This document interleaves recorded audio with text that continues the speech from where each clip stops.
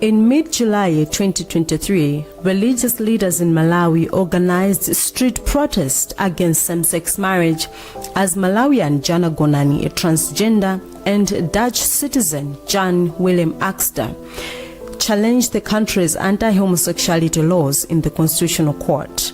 The pair is seeking to have bans on same-sex marriage and gay sex overturned, arguing they violate the right to privacy and dignity, among others. But where did it all begin? Gonan was convicted in December 2021 by the Mangochi Senior Magistrate Court of an offense contrary to Section 153C of the Penal Code of Malawi. She had appealed to the special court to declare the legislation unconstitutional, arguing that the laws violate citizens' rights to privacy and dignity. The case is being interpreted by the general public as a step towards legitimizing LGBTIQ+ relationships. As the hearing of the case was ongoing in the Constitutional Court, scores of religious groups and churches took to the streets of several cities in Malawi, in Lilongwe, Blantyre, Mzuzu and Zomba to denounce same-sex marriage. In Lilongwe, at least 5,000 demonstrators gathered in the streets, appealing to the country's President Chakwera not to bow down to pressure to legalize same-sex relations. Also in attendance were Minister of Information and Digitalization Moses Kunkuyu and Minister of Mining Monica Changanumo. Other policymakers joined to present their petition to the district commissioner. This has caused a turnaround in the lives of LGBTIQ+ community members and activists. Art and Global Health Center Africa, Malawi, did a study that aimed at assessing how much of an impact the constitutional case and the demonstrations had on LGBTQ community members and activists. The study was done in 6 districts in Mwanza, Salima, Mulanje, Blantyre, Lilongwe, and Mangochi districts. The study has learned of numerous challenges that the LGBTQ people have and are still continuing to experience at the moment. This, however, does not negate prior impacts but highlights how the court case has actually exacerbated hostility and discrimination because, truth be told, life hasn't always been easy for LGBTQ community members in Malawi. I was going to my mother's restaurant to collect plates. I met a group of guys who started hurling insults at me, calling me a stupid girl. They asked me why I dressed like a boy. One of them pulled down my trousers and shouted at me for wearing my boxers. I just pulled my trousers back up and continued my way. Another LGBTQ member recounts a heart-throbbing experience that still keeps them up at night. They were about to be burnt by a tire on one of their night outs.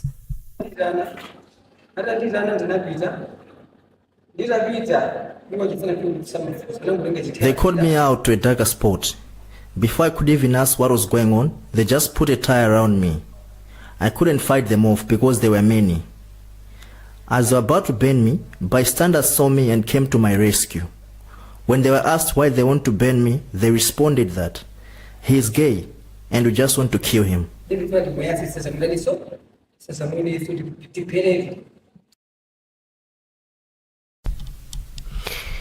An identity has now become a burden.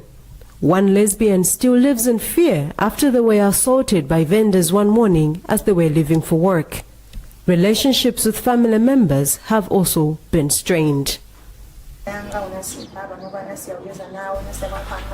I am no longer in close contact with my parents and siblings.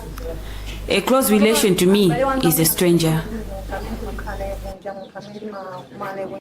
Apart from the physical and psychological impacts that have engulfed the LGBTQ community members, numerous others have lost their jobs upon their identity being revealed. I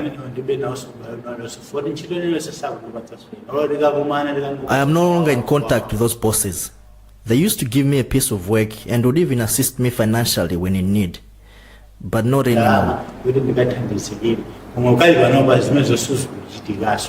They have moved from being economically empowered to becoming dependent on the mercy of others.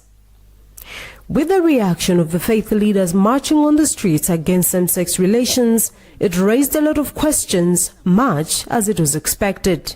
I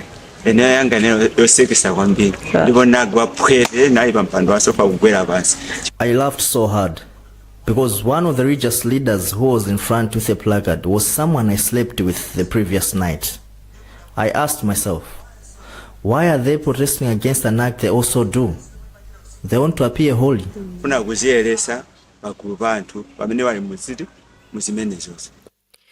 With other LGBTQs questioning the integrity of faith leaders, others continue to experience discrimination in their churches.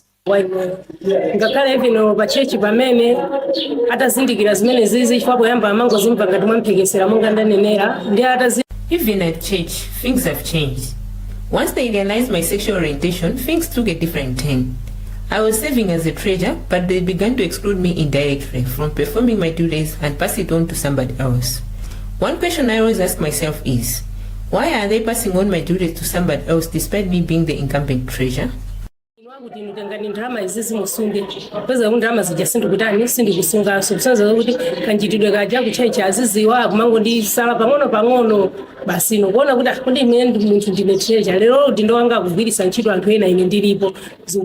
Following this, most LGBTQ people have stopped patronizing churches and mosques. Even for some that have even worked closely with the community members in advancing their inclusion, they have changed their tune since then. The media's role in all of this has not been left out either, as its reporting has contributed to the negative impacts being faced at the moment. Seemingly, much of the narratives trampled upon the truth that should have been uncovered. The media changed the whole narrative of the issue, which was before the court. For example, people were told that the matter which was before the court was about promotion of same-sex marriages, which was not the case, because the case was about the constitutionality of Section 151 of the Penal Code. They wanted to look at it. It's not about promotion of sex marriages, but looking at the decriminalization of that unnatural, so-called unnatural act, which the Penal Code is trying to prohibit. And also, the media, when we went to the court as activists, they were taking photos of us, trying to zoom us, and now people from the public watched us, and people were calling us names just after the case, and our life was at risk. Even parents, our parents, because we have parents and relatives, were being mobbed, and it triggered the violence against us. And some demeaning words came out, like to say, you are matanyura, which is a word which means sewage, which is so demeaning. So it affected our work. We can't even perform our work properly because people were watching us, and we were staying in the communities where it's hostility, where there's a lot of hostility and homophobic attacks. So yes, the media changed the whole narrative of the case which was before the court, and also people who were going to the court, they didn't focus on LGBT persons, trying to get photos from us without even consent. Of course, that was their role to get pictures, but they were focusing on us. Why? So that really had an impact towards ourselves and the community. LGBTQ-led organizations have seen the most. Two other organizations even lost funding from prospective donors due to change of locations and remote working as funders failed to conduct due diligence exercises. Their security was also compromised throughout the whole process.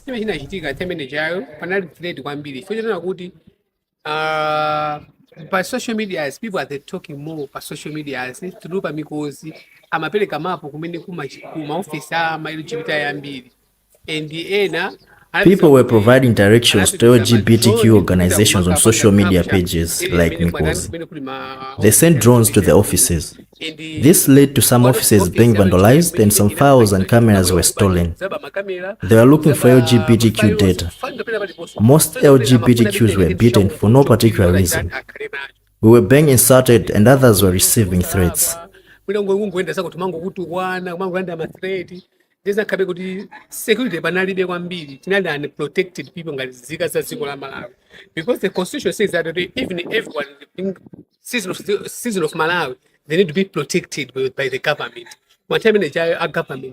Protect us. In addition to that, working relationships were also affected among LGBTQ-led organizations and with other stakeholders.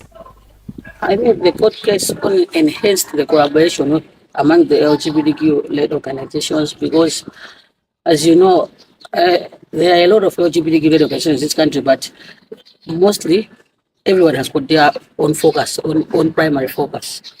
So everyone was busy implementing programs or reaching out to individuals who are their primary focus. But when the court case started, I think our problems became similar. Inasmuch as other organizations highlighted that there was the positive impact, others were of the view that there was a negative impact that was highlighted the most by the support rendered to NRA as the main litigators of the case. I think, to be honest, as the Investor Forum, most of the support that has been offered has probably maybe been individual support other than the Investor Forum as an entity, because I think we've been going through a time where we're building, we are institutionalizing the Investor Forum. So I wouldn't say there's anything specific that is tangible that came from the Investor Forum as an institution. But there have been individuals who have been supporting NRA, maybe they have been visiting the case, the court in support and in solidarity. So it is actually, that's where we go to learn the gaps that are there and how we can now improve going forward. And now the areas where the diversity forum is supposed to focus when issues like this comes, because now we keep on having court cases. How are we going to work as a consortium? So I think this case has been like a learning space, a learning experience for us, and we'll probably we are instituting our strategic plan and the constitution. So we'll make sure that I think those documents do capture the linkages and the collaborations that are supposed to happen within the diversity forum.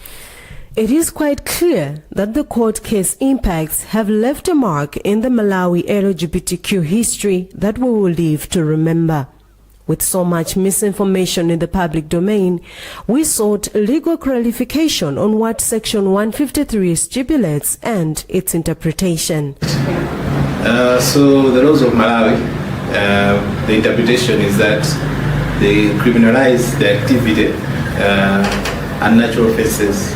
That's under Section 153 of the Penal Code. Now, when it says unnatural offences, it means any sexual contact that is not vagina being penetrated, that is unnatural offence. So with that interpretation, that means any homosexual activity, that means penetration of the anus, let's say even blowjob, those things are deemed as unnatural and they're criminalized under Section 153. So that's why there's an assumption that when one is gay, then the law does not allow that. They are taking into account Section 153 of the Penal Code. Okay. How about maybe female-to-female kind of sex relationships? Are they also included in the Penal Code or? They're included, but not under 153, since when the Penal Code in their envisaging sexual activities, they look at penetration. So when you look at the female sexual activities, when you say lesbians, there's no issue of penetration. So they are also criminalized, but they are seen as indecent acts between women. So that is also penalized, but it's not under Section 153. So it is taken as a different offense, which is a lesser offense than the Section 153. So from Section 155 going downwards, that's where the Penal Code looks at sexual acts that are unnatural and also indecent sexual acts that the law says is indecent sexual acts. So that's where those activities are also criminalized. All right, there's a constitutional case that is happening. I think there are two cases that have been merged into one. There's one of a foreigner who is from Netherlands, I think. He was undergoing a criminal trial They was accused that he had homosexual activities with his employees. And there's one from Mangoji, the one you are saying, the transgender, who also was convicted by a court in Mangoji. So in his appeal, that they raised issues of constitutionality, saying that Section 153 contravenes Section 20, which says, Section 20 of the Constitution, which says that there shouldn't be any discrimination between anyone based on gender, race, or other status, and also the issues of right to privacy, and also the right to liberty. So their claim is that if you look at the law, it criminalizes something that is supposed to be done in the private, and that interferes with the right to privacy. And also it targets people, specifically people who, as I said before, when you say someone is homosexual or is gay, that means the activities that they are going to express themselves sexually are going to contravene with Section 153. So the argument is that the fact that Section 153 targets a specific group of people, it goes against Section 20 of the Constitution, which says laws shouldn't target people specifically because of their status. So that is why they are questioning whether that section is constitutional or not. So the court is yet to come up with this judgment, but the case is ongoing. But the arguments from the parties is that that law is unconstitutional. With this in mind and wanting to put everything into perspective, Nyasa Rainbow Alliance, who are the main litigators, had this to say. This law, I mean this litigation, from the background that I've given you, does not point to the issue of marriages. It's not about marriage or same-sex marriages or what. It's about human rights, the violation of human rights that Jana suffered. I've talked about someone being undressed. Yeah? Is that constitutional or not? Because in the Constitution, there's right of dignity. And dignity, we're looking at the respect that you accord to a human being. So the act of undressing, does it stand with the dictates of the spirit of the Constitution? Things like those. The issue of one being forced to undergo medical examination. The issue of discrimination, where you have a man, two people indulging in the act, and you only arrest one, and say because the other party was a complainant in that particular case, and the complainant cannot be arrested because he's the one who first went to complain. You see? Yeah. So it's not about same-sex marriages. Of course, we have heard from the faith leaders. We saw them demonstrating, but anyway, we respect that they have the right to demonstrate. We respect that, but we are surprised that they were mentioning things that are not in court. And to our surprise, those people that were demonstrating were also accorded audience in court. Actually, they had their own lawyers who were representing them. So we were surprised that people that have chosen to respect the rule of law by, availing themselves to the administration of justice, being represented in the court of law, they also had to go on the streets and demonstrate.